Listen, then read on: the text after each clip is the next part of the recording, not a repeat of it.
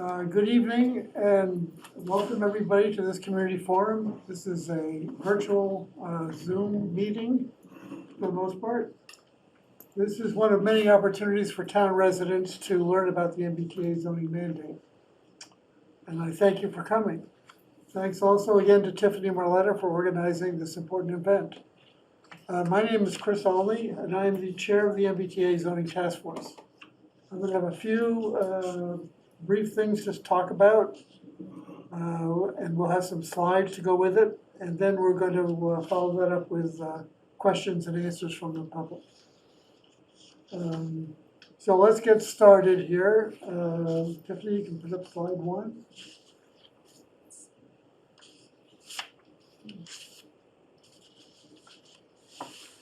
One moment. Share my screen.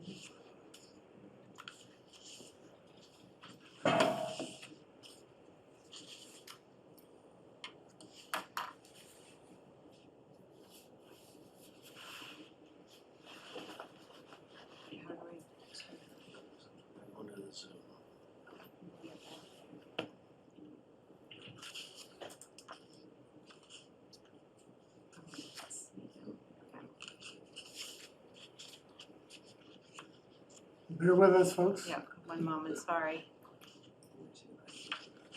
Adele, sorry.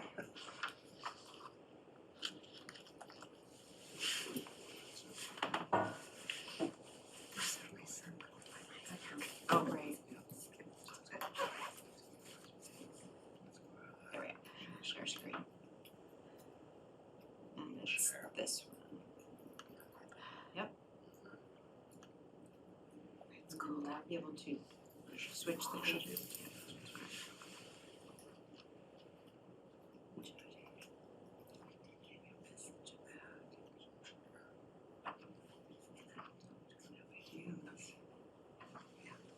It's good to get, it'll be good to get that straight.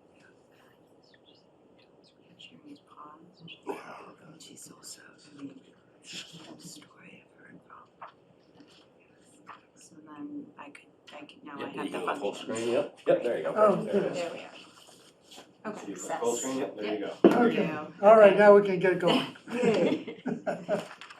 Okay, so let's go to the next slide. Okay, so here's the background. In 2021, the state legislature enacted a law, which is Chapter 40A, Section 3, for those who are interested. It was signed by Governor Baker.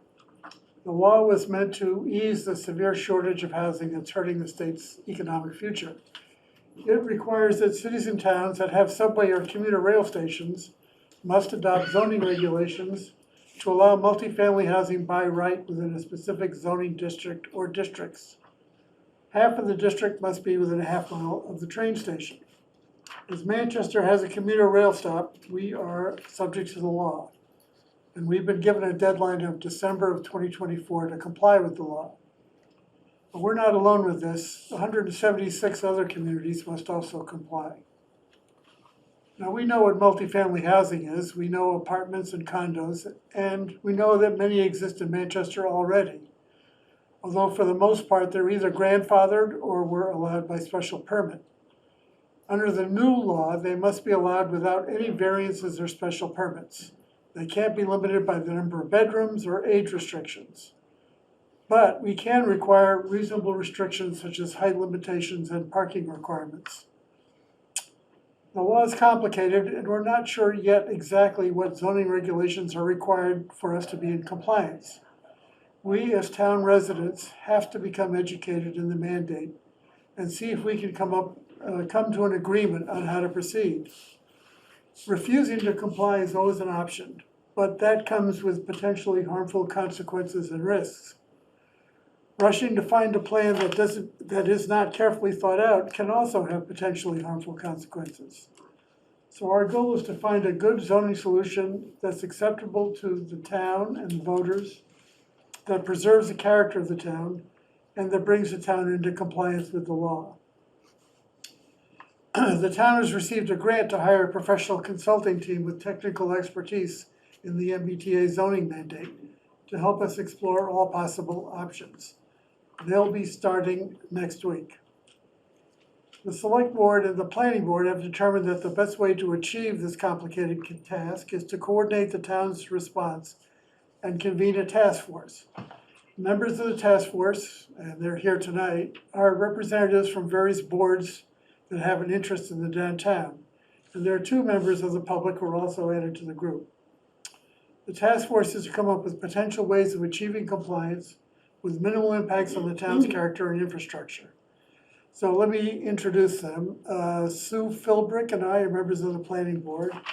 Gar Moores, the vice chair of the task force, is from the Downtown Improvement Committee. Ann Harrison, who's not here, is the chair of the select board, She's online. but she is online. Sarah Mellish and Michael Pratt are members of the finance committee, but they're in a meeting down the hall tonight. Sarah is also the chair of the Zoning Board of Appeals. Richard Smith is a member of the Historical Commission, and the 2 at-large members who are here are Denny Hall and Sandy Bodmer Turner. I want to tell you all right away that the task force is advisory, and we all come with different ideas and issues. We hope to consider our differing views and come up with the best alternatives and present them to the town for consideration. There are 3 parts to this. The first, we want to determine potential options that could get us into compliance. Second, we want to understand the implications and potential impacts of each option. And third, we want to present these options to the planning board and select board for their consideration in preparation for the town meeting later in 2024. There's also a flyer that includes frequently asked questions about the mandate. It and a lot of information are available on the town's website. Go to the section on the MBTA zoning on the town's website and you can find all that material.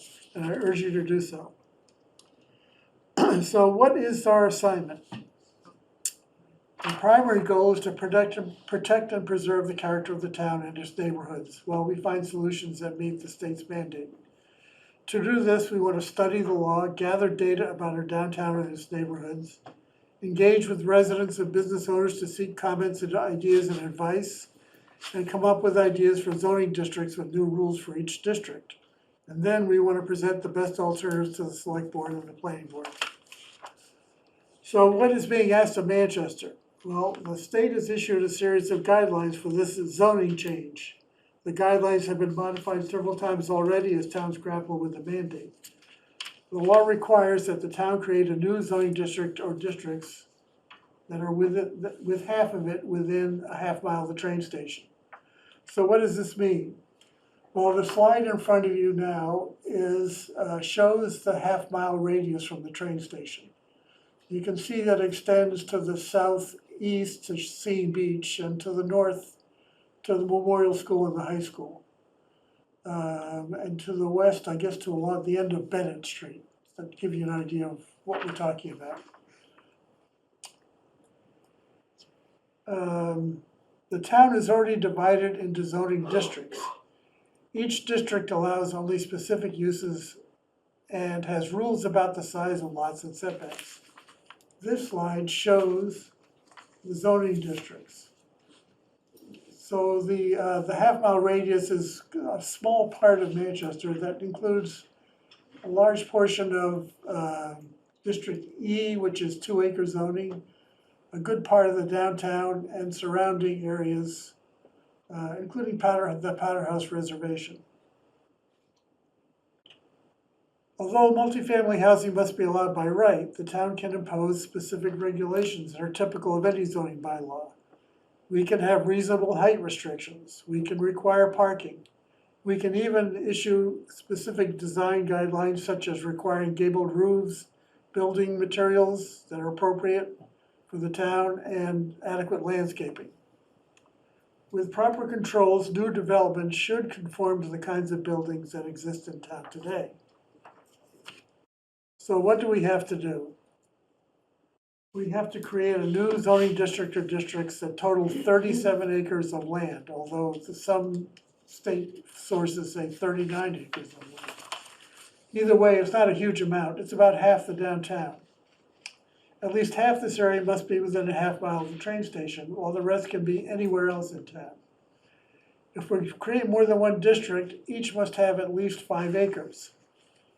The district or districts must be zoned to allow multifamily housing without a special permit or variance with an average overall density of 15 units per acre. So if our district is 37 acres, that would require that the districts have a combined capacity for a total of 555 units. We aren't actually required to build these units, we just have to allow them. And it does not mean we're gonna end up with 555 new units or increase the town population by a third or more. Since there are many residential units already in or near the downtown, the housing capacity of the new districts will include most of these existing units. So if there are already 400 residential units in the proposed new district, the new capacity would allow an additional 155 units. And while the state mandate doesn't require that these units be affordable, we can require that at least 10% of them be affordable to households with incomes at 80% of median income. We can even require that 20% of the units be affordable if we can demonstrate that it's feasible. A key part of the solution will be strict and enforceable design guidelines to preserve the character of the downtown. We have to protect historic buildings as well as shops and restaurants. We have to require suitable off-street parking and try to avoid congestion. It's also important that we realize that at present, there are no protections to preserve the character of our town in place right now. So this is an opportunity to put proper controls into place. So what should we expect the new development to look like? Well, there are many multifamily buildings in Manchester already. A multifamily property, by definition, is a single building with 3 or more units, or a property with 2 or more buildings with at least 2 units in each. There are a couple of properties in the downtown that might give us a good idea of what we could allow. 10 to 12 Summer Street is the best example. It's across Summer Street from Crosby's. It includes apartments and condos as well as stores, and it has a density, including the apartments, of just over 15 units per acre. Elm Street with Morse Court and Powder House Lane are others. Oh, can we go to the slide with the pictures of these? Sure. Did we do this one? Yeah, We can go back. we'll go back to it later. Okay. So here are some pictures of what's in the downtown now. 2 Beach Street is an example with 7 units on 0.18 acres. 1 to 3 School Street, which is undergoing renovations now, has 13 units. And this is on much less than a quarter of an acre. There are also the public housing properties at Newport Park and the Plains. And there are condos at 12 Pine Street, at the end of Pine Street, and on Brook Street, which are examples of higher density housing. So what are our next steps? Well, we'll work with the consultant team to devise alternative zoning districts and regulations for each district and evaluate the potential impact of the alternatives. We will continue to engage the public in events like this to let you know what's going on, and we will create design guidelines and protections to preserve town character. So those are my remarks. I would like to open this up for questions or comments from the public. So just raise your hand on Zoom and Tiffany will Yeah, let me 1 second, know let me who's- stop sharing. Let's see, 20 attendees. Oh, Gar would like to say something. I'd like to thank the chairman for a very concise but complete description of what we're doing. I think it was excellent. Thank you, Gar, I appreciate that. Any comments or questions?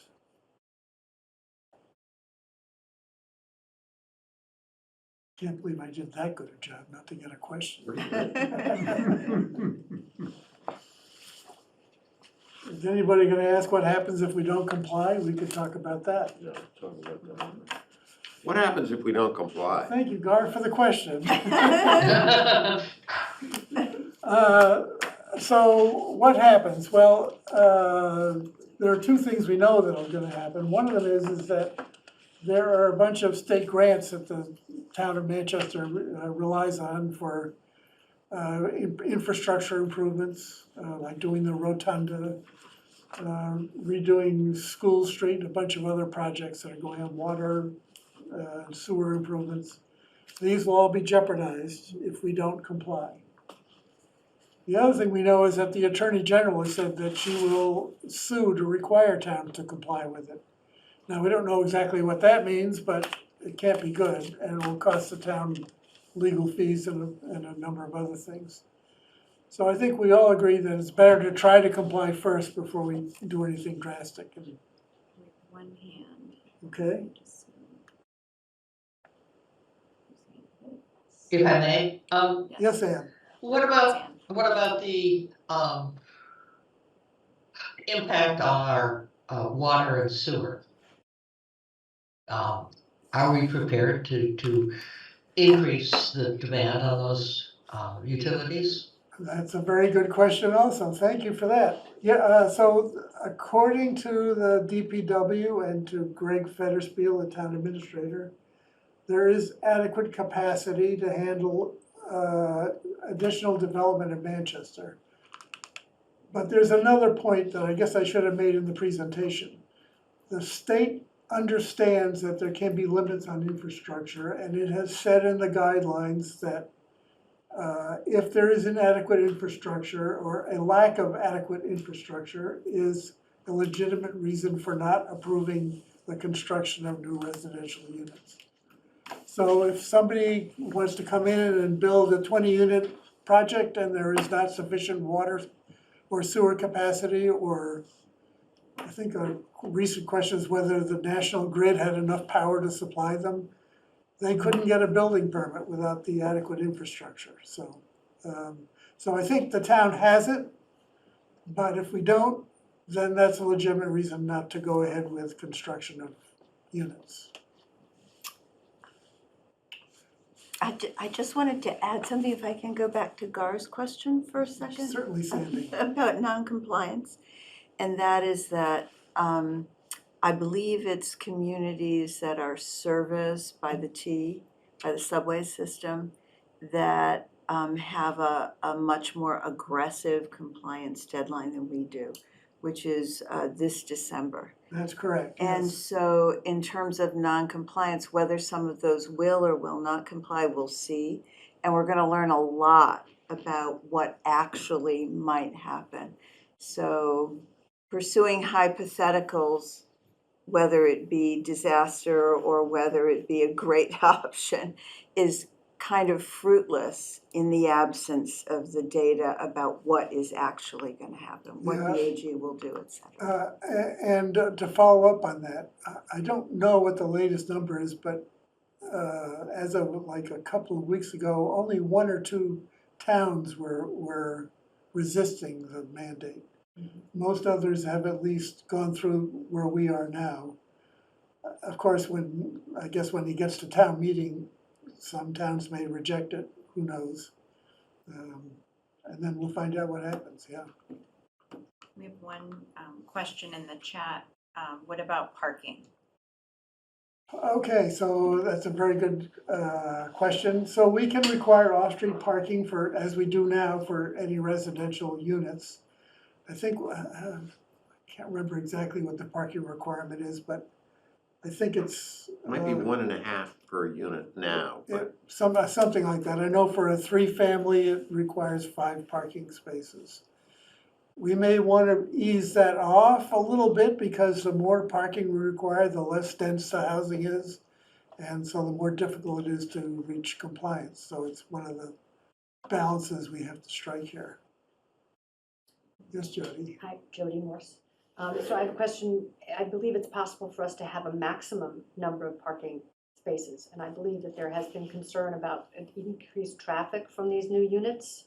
And I think some towns, depending on how close they are to public transportation, are actually putting caps on the number of parking spaces that can be provided. Yeah, actually, the city of Cambridge doesn't allow any off-street parking with its multifamily. It requires it, it just doesn't allow any parking at all. I don't think we can get away with that here. And- But we can certainly require a reasonable amount of parking to try to keep people from parking on the streets.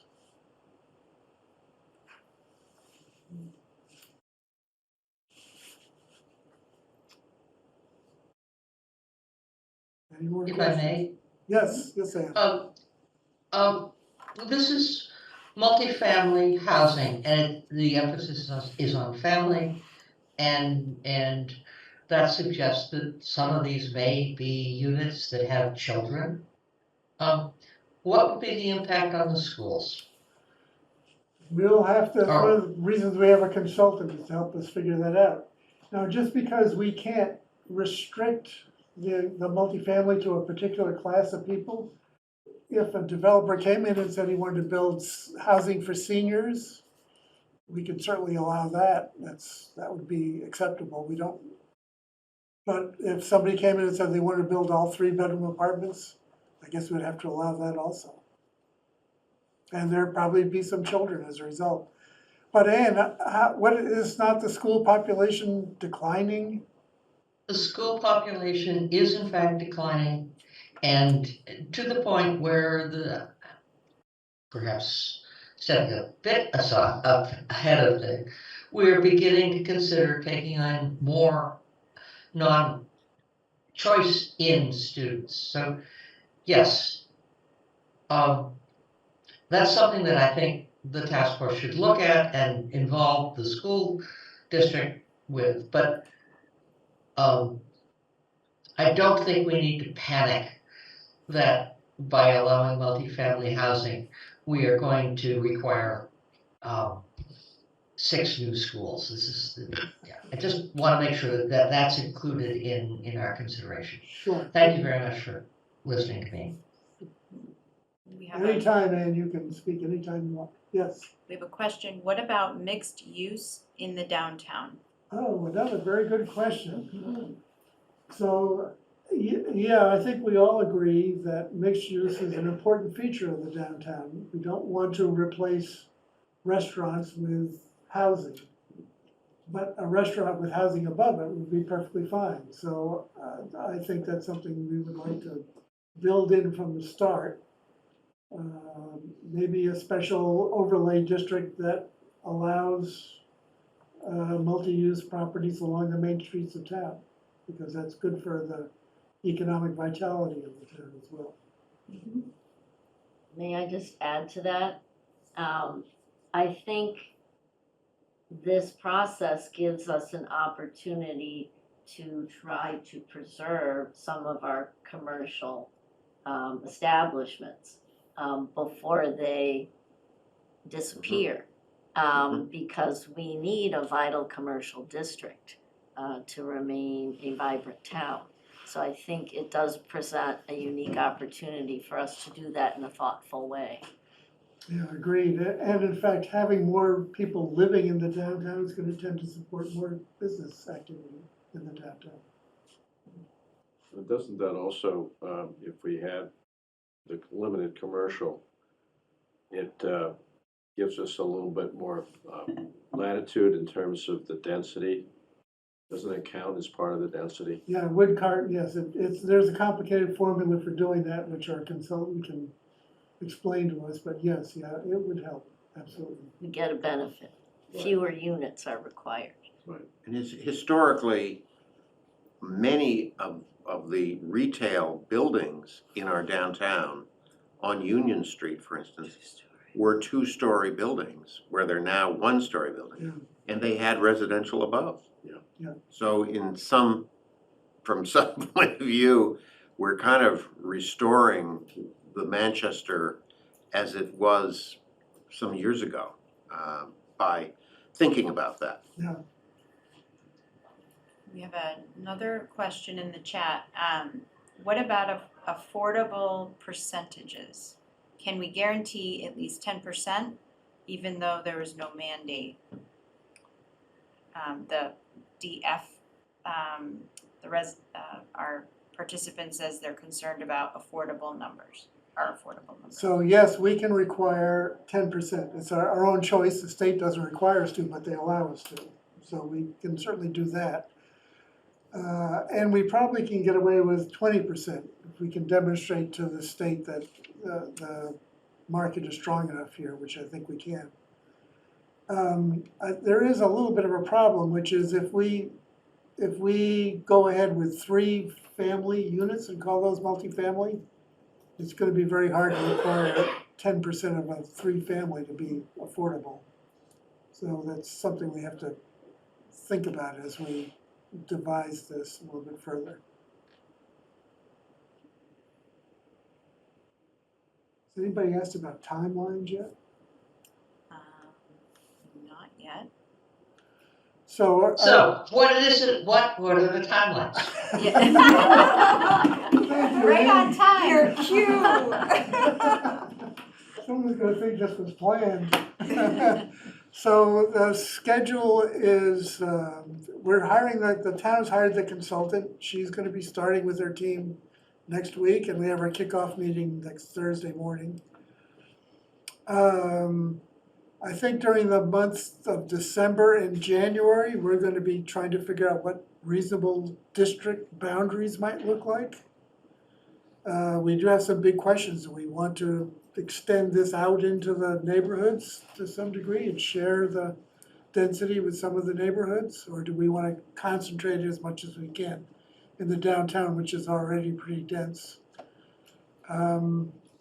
So that will be worked out during the winter. We'll also be working on design guidelines during that time.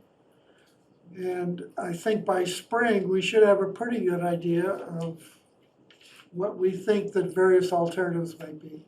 And we can start talking to the select board and the planning board and the downtown improvement committee and try to figure out what the best alternative for Manchester might be. Okay, we have another comment from Jane Hardy. Are there examples of existing mixed-use buildings in downtown? I'm thinking about Fort Beach, Gifts and Goodies, a beautiful historic home. Are there others?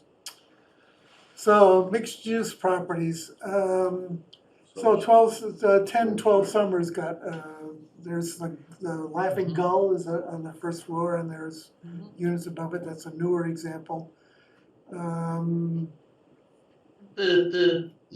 former Zach's building. Zach's building. That has a commercial office, Yeah, it does. investment management organization in the first floor. There are the properties that have been newly renovated in the downtown, which have commercial spaces, like the old Floyd's building, for example. And yeah, there are quite a few of them.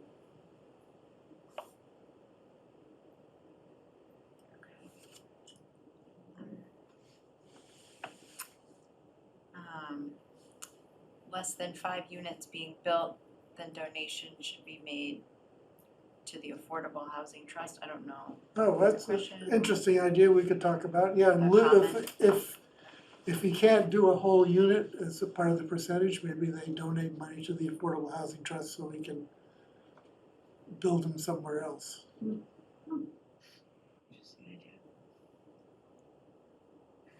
Yeah, good suggestion. That's why we have these public meetings. Yes, Sandy? I would appreciate it if you could talk, you mentioned something about how our current zoning is not protective of, historic buildings and really not protective in many ways of the character of the town. And I'd be interested to hear you talk a little bit more about that. So I might turn this over to Richard, because we do have a historic district in the town.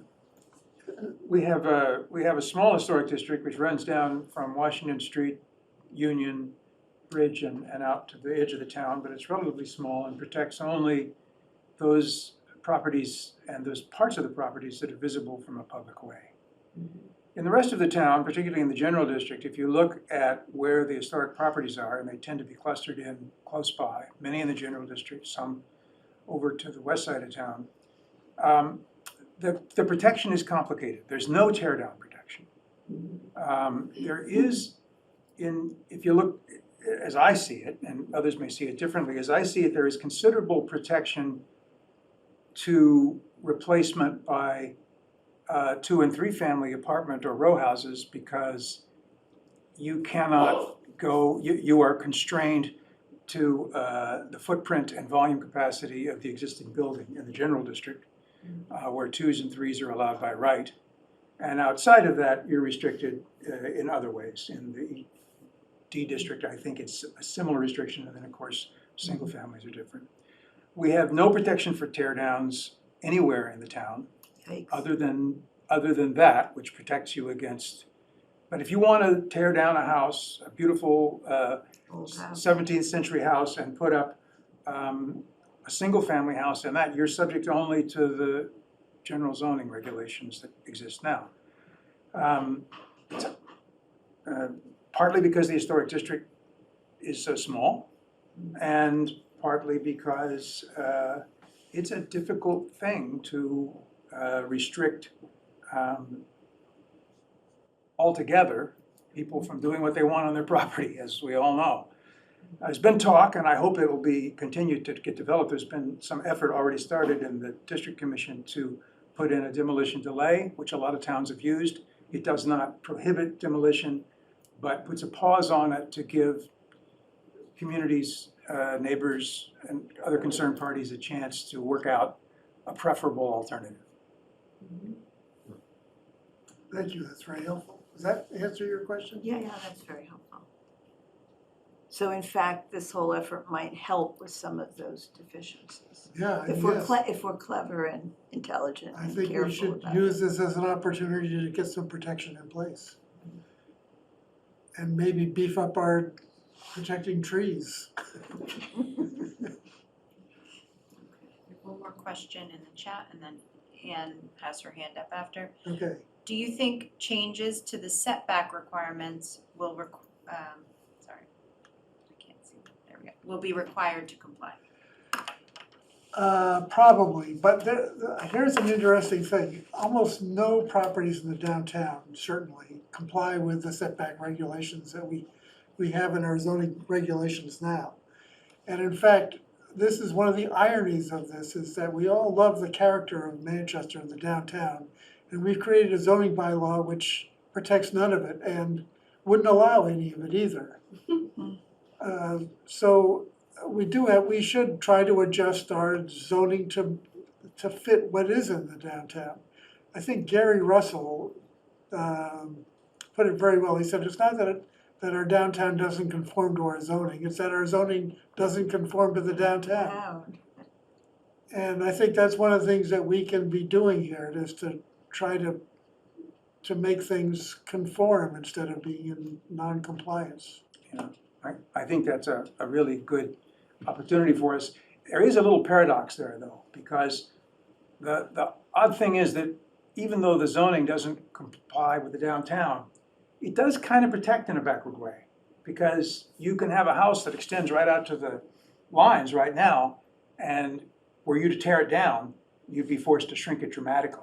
Yeah. So actually, the non-compliant properties have a little bit of advantage from the existing. Yeah, that's interesting, because they require a special permit Exactly. to make any changes to them. That's interesting.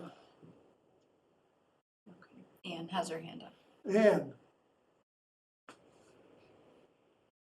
And It sounds to me as if we've got two additional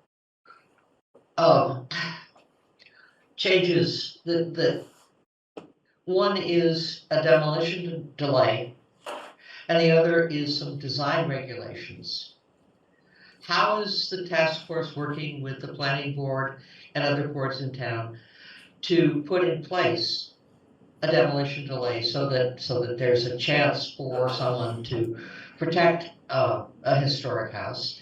And how can we put together, in the very limited time frame, a design regulations so that someone, this is very, so we don't end up with Rantoul Street, which is what everybody in the world. I mean, apparently every town in the Cape Ann area or Northeast is saying, oh, we don't want Rantoul Street. So what can this task force do to encourage two independent changes, one being design review and the other being demolition delay. Thank you.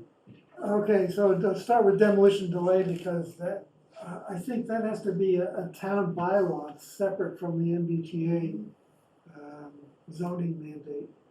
It has been brought up and defeated before in this town. It has, but now we've got the pressure of the zoning mandate on us, which might convince voters to put a demolition delay in place.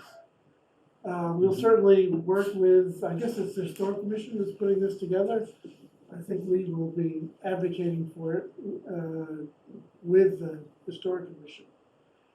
As for design guidelines, luckily, we don't have to really invent them because lots of towns have design guidelines that we can steal, borrow, alter, whatever the heck we have to do.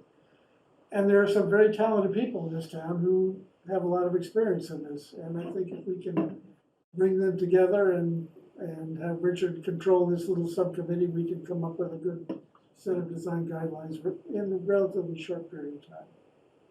I think there may be a lot of arguing and discussion about them once they get drafted, but. I would hate to see this committee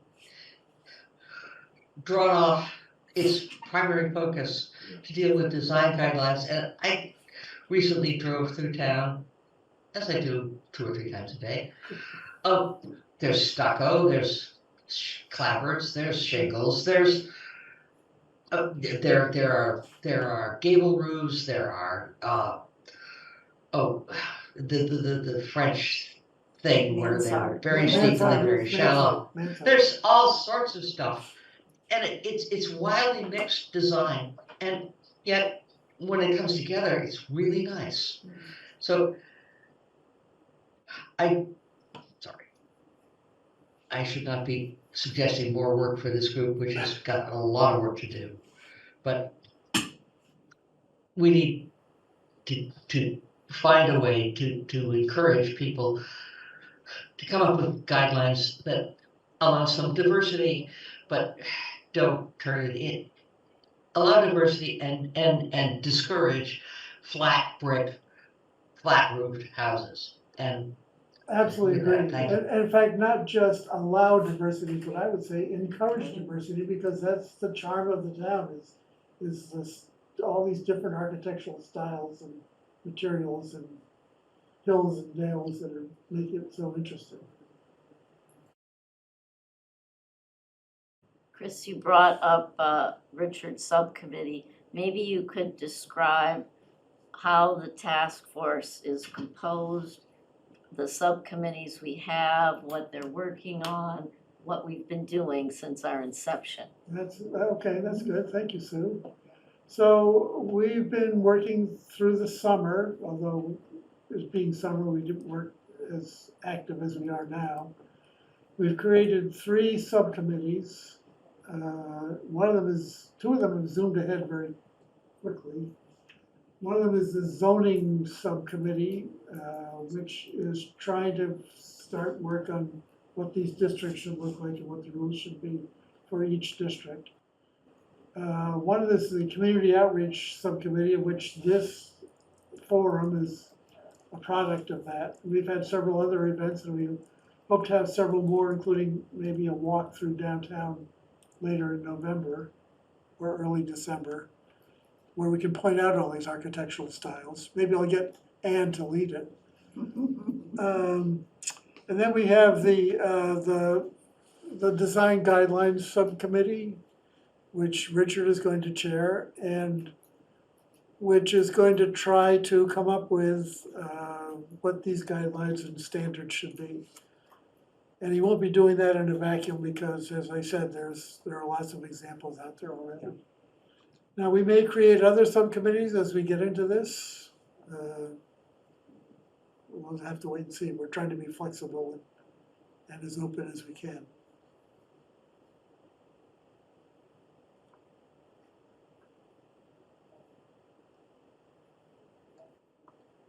Anything else?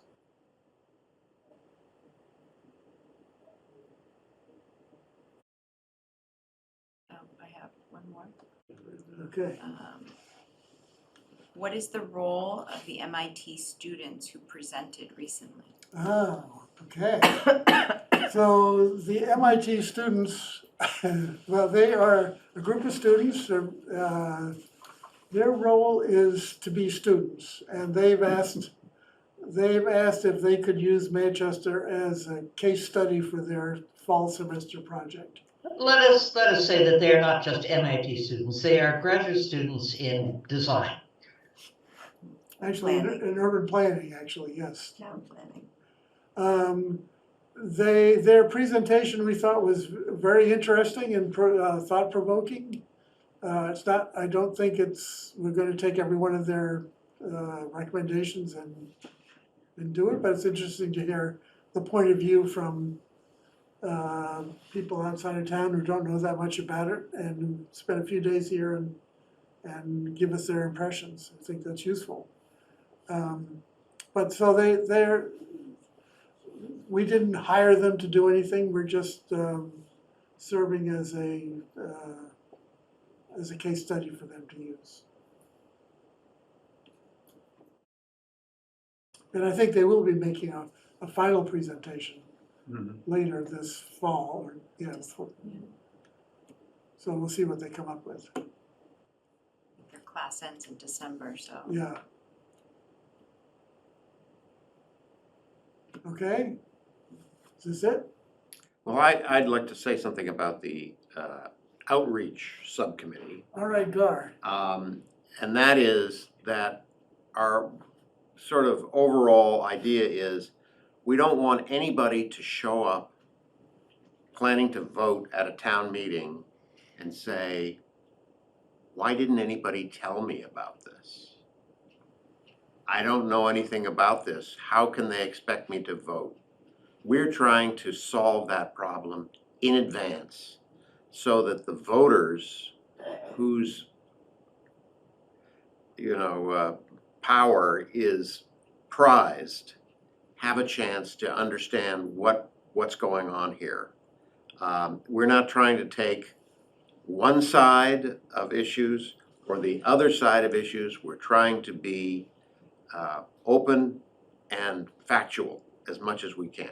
And the idea being a good democracy has an informed populace, shall we say. And that's kind of what the outreach subcommittee is trying to achieve. Yeah, very good point.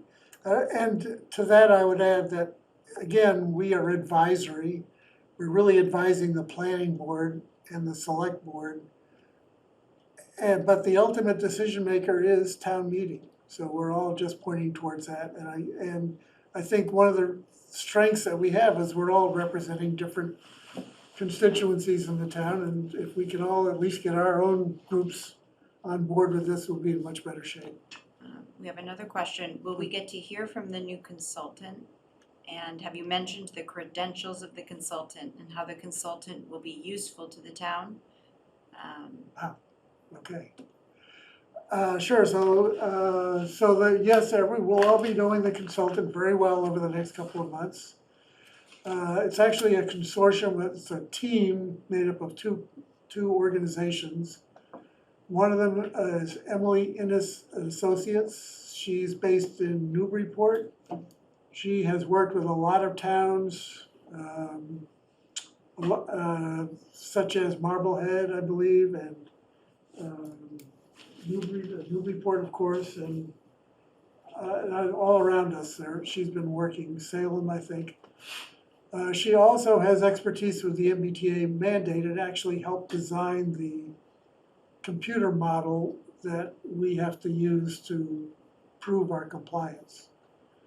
The other member of the team is KGB Associates. They're based I think it's a very large company based in New York with an office in Boston.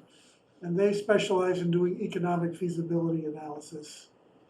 And so they'll be useful to us to help to figure out, for example, what's going to happen to the schools and the town's infrastructure and that kind of thing. We have two hands up. Becky was first. Okay, Becky.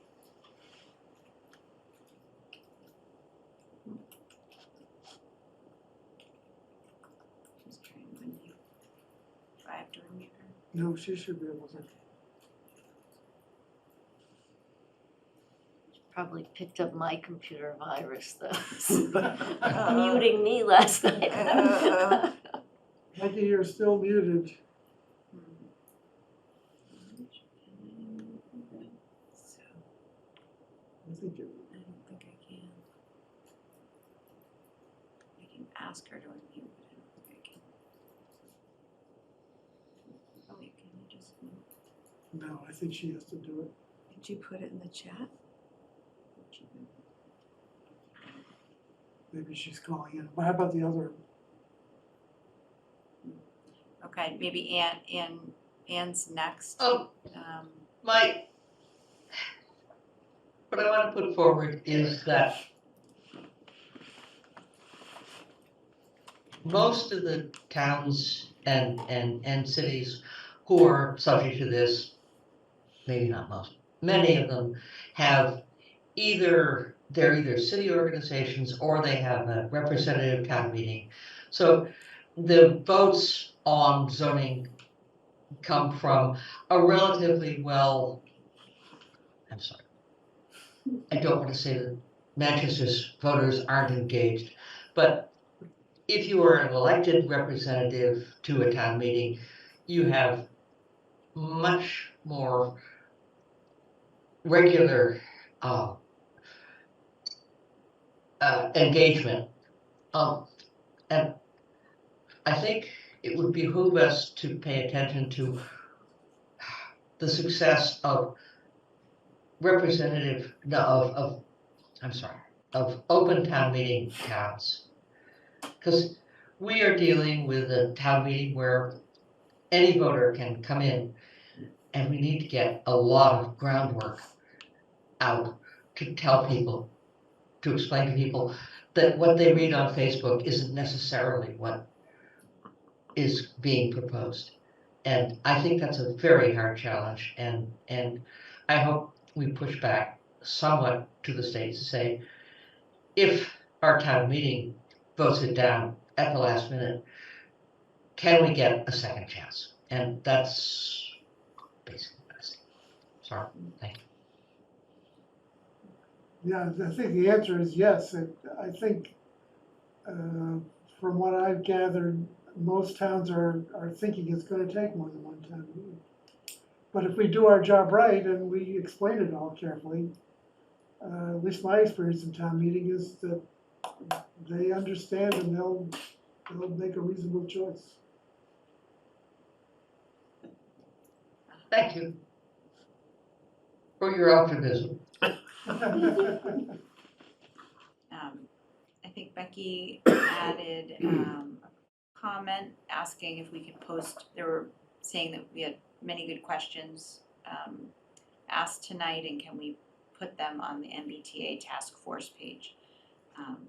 Yes, Yeah, we can, and we can put the whole video on the, we'll be sharing the video in the Tide tomorrow and on social media, and I put the link to the MBTA page in the chat tonight, so yes. and Good I wanna say one thing in closing, it's very easy to lay this out. We have another question. Oh, I'm Yeah, sorry. no, but you can. Well, okay, I'll say it anyway. It's easy to lay this out as a problem we have to solve. Quite another to explain a solution that we come up with. So, this is the easy part now, was just trying to tell everyone what this is all about. When we actually start saying, and this is the district that's going to be, and you're gonna lose your backyard or whatever, that's when the rubber hits the road here, so. So I'm not totally sharing my optimism, and next question. People have purchased homes in town with larger lot zoning. Should they be expected to anticipate MBTA zoning in their district? If you're in the downtown now, the district has to be about half the size of the downtown, so I guess you could say at this point, it's a 50-50 chance. No. No, I don't Has to know. be. it's It has- 15 acres, So downtown. 15 acres in the circle. In the circle, and there's 300 acres in that circle, so Yeah, it's 15, so it's what? What's the math? so it's, yeah, I guess that's right. It's not even a 50-50 chance. No. But this, what we're doing will not condemn or take by eminent domain anybody's property, That's right, nor Correct. will it require anybody to build anything. that's right. That's not what's gonna happen from this, at least. Yeah, So, thank you, Gar, that's an excellent point, yeah. No one has to feel threatened that their No, house no. is gonna be taken. Everybody's, if you got your property, you got it. Yeah. That's not, nobody's coming in to try to take it away from you or change it or anything like, that's not the idea. And I think one of the things we're gonna try to do is target specific parcels of land in the downtown that are currently underutilized and could be put to better use. And try to concentrate the zoning there, but we'll see as we go along how that works. And just to follow up, we have been every event that we've done so far, we've been compiling a list of questions that residents ask, and we can make that available.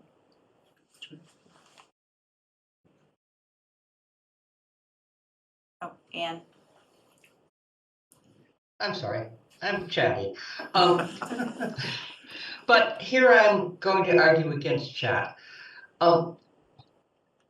When the recording is made, the chat is not included. And I hope that the people who are running this have pulled the questions from the chat into the regular meeting so that people who follow this, who read this on YouTube, have the benefit of the ideas that came in through the chat. Right. And I believe that's the case, but I just want to reinforce it. Thank you very much. Thank you, Ann. And we read every question out loud. Yep, so it's included. Okay, anything else? All right, well, thank you all. I move we adjourn. Do I get a second? Second. All in favor? All in favor? Aye. Okay, thank you all for coming, and we'll be letting people know about our next community event. Keep this going, thank you. Thank you.